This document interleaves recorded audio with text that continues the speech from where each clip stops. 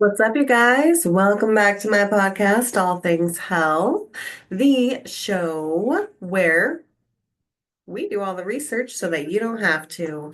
Today, we're going to be talking about a little drug that has been causing a storm up in this world, man. It's been popular. It's been, everywhere. You've been seeing the commercials. You've been hearing the celebrity gossip. You've been hearing the rumors of a rapid weight loss. We are talking about Ozempic. I'm sure you were going to guess it, right? Because, who hasn't heard of Ozempic?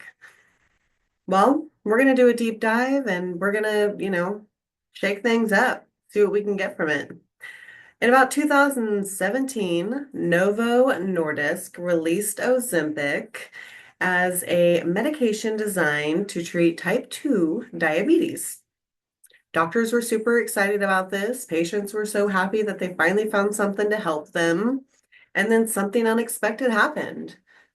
One of the side effects was weight loss. And they were losing pounds faster than a bad Tinder date, let me tell you. Ozempic is a GLP-1 receptor agonist. It's a fancy way of basically saying it mimics your gut hormones and it regulates your blood sugar and your appetite. So, in translation to that, your brain thinks that you're full faster, so you eat less. So, that's basically how that medication was found to work for that. Some of the medications that fall under this GLP-1 agonist is the dulaglutide, which is also known as Trulicity. And then you have the exenatide, which is also known as Byetta. And then you have your semaglutide, which is also known as Ozempic.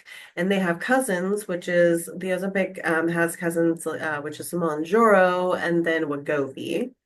And then you have liraglutide, which is Victoza, but then you also have tablets that are semaglutide tablets, and those are also known as Ribellus, I believe. Don't butcher.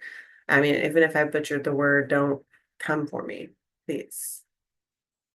So while Ozempic was meant for diabetes, Hollywood saw, of course, an opportunity that's, going to make something that drops your pant size like that a new hot commodity.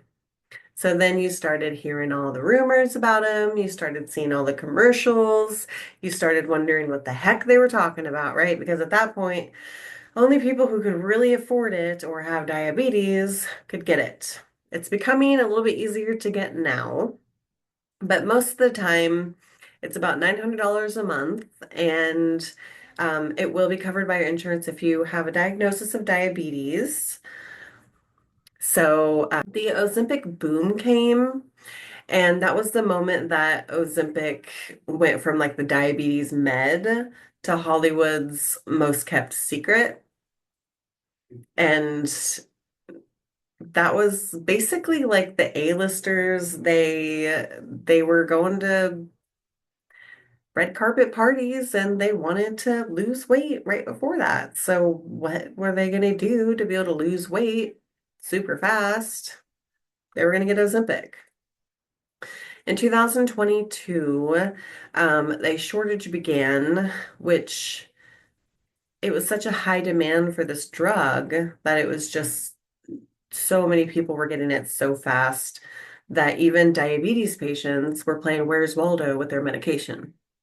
Eventually, they found a way to get it, to meet that high demand. But during that time, Elon Musk even admitted to using the cousin, which is Wegovy. And the high demand of this, receptor agonist was it rose to about 442%. And it was finally resolved, of course, like I said, in February, but that's a very high percentage for a medication.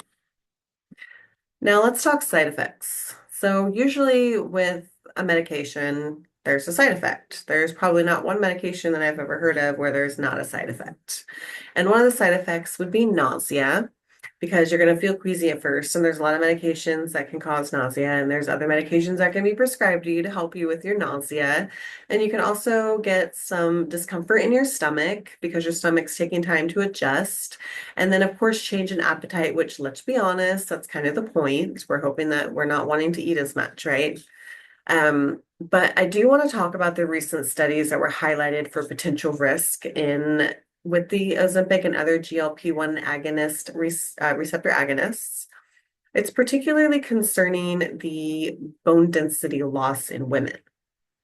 The study was published in June of 2024 in the journal JAMA Network revealed, and it was that people were using these drugs, they were experiencing bone density loss. And it was a special concern for women as they age. So, you know, if you're already suffering from like osteoporosis, or you're starting to show signs, or you've seen a doctor and they think that you might be having some bone density loss, I wouldn't probably, I mean, I am a medical professional, but I'm not someone who can tell you that you don't do it, but I would talk to your doctor before maybe doing it. And of course, they're going to know about it anyway because they're the ones that have to write the prescription. So you're going to follow up with your doctor about that. But it is a special concern for women as they age. The particular spots that it most of the time happens when they're seeing this bone density loss is the hip, the spine, and your forearm, surprisingly. Another study indicated that the rapid weight loss from taking these medications can cause a decrease in your muscle mass as well, and cause, so not only are you getting your bone density loss, but you're getting a loss of muscle mass, which can lead to a condition known as sarcopenia, which is the gradual loss of muscle mass, strength, and function. So just be careful and, make sure that you talk to your doctor before you start this medication. So what's next for Ozempic? And of course its cousins, Wegovy and Mounjaro. Well, Big Pharma is already cooking up some even stronger versions of that GLP-1 medication. The researchers are even exploring whether it can be used to treat depression, addiction, and heart disease. So I'm starting to think that maybe this is the beginning of an Ozempic era, and we're going to be hearing more about it. Yeah, and that, my friends, even though it was a short episode about Ozempic, it has got some good information into it. There's more information. You could research the FDA website and get some stuff from there if you need to know more. But that's what I'm going to go through, and that is the skinny and Ozempic. Whether it's a game changer or just another health fad, only time's going to tell. Like I said, this is just the beginning. One thing is for sure, a lot of people are talking about it, and it does seem like it's making a difference. And if you did like today's episode, be sure to subscribe, hit that like button, talk about me, comment, reply, tell me what you want me to do during these podcasts. You can give me some more ideas, or maybe you want me to be doing more with my hands. Maybe I could try to solve a Rubik's Cube or do my makeup or something like that. Yeah, if your friends are trying to Google any information about Ozempic, now you have some information you can give them and you can sound like the smart person. Maybe you can show them my podcast as well. Who knows? I'm also going to add a little blurb in here, so don't go anywhere. We're going to be talking about celery juice, and you're going to find out why. Thank you guys for not going anywhere. We're going to talk some facts about celery juice. It is an insight into this popular health drink. I don't know if you've heard about it, but I was hearing about it from quite a few different things on social media. People were talking about drinking celery juice. And there's actually, I know I said in my last podcast that I'm probably never going to try this, but if you look up some recipes, they don't seem too bad. And celery doesn't have a really strong flavor, so I think if you mix it with some other stuff, it might not taste too bad. So I might actually be down for trying it. Who knows? And we're going to talk basically about like the nutritional profile, like the vitamins that are coming in this celery juice. Celery juice is well known for its low calorie content, but yet a rich nutrient profile. They have vitamin K, which is essential for blood clotting and bone health. Vitamin C, which is important for your immune function and your antioxidant production. We also have potassium, which is very good for your heart health, your contractions, and maintaining a fluid balance. We have folate, which is vital for your DNA synthesis and repair, and also very good during pregnancy. We also have your various antioxidants again, which is having to do with the flavonoids and the polyphenols, which can combat oxidative stress and inflammation. So we're going to pause right here real quick about this because this is hopefully why you guys know why I would add the celery juice when it comes to a Ozempic podcast. Celery juice is good for bone health and it has a whole lot of other nutrients in there that can be really good for you if you're using something like Ozempic and just in general, doing one glass of this for your daily health. It just gives you a lot. Some potential health benefits that go along with this. Kind of like what I said when it came to the nutrient profile, it helps with antioxidant and anti-inflammatory properties. It helps with hydration and it helps regulate your blood pressure. So like I have been saying since I started talking about the celery juice, is it's really good for you. And so if you're willing to try it, go ahead and give it a try, you guys. Some scientific studies and references, you can go online and you can look up vitamins and all the vitamins that are in celery juice. You can look up the nutritional value. It's very easy to find. So, if you want to do some more research, you can look it up yourself as well.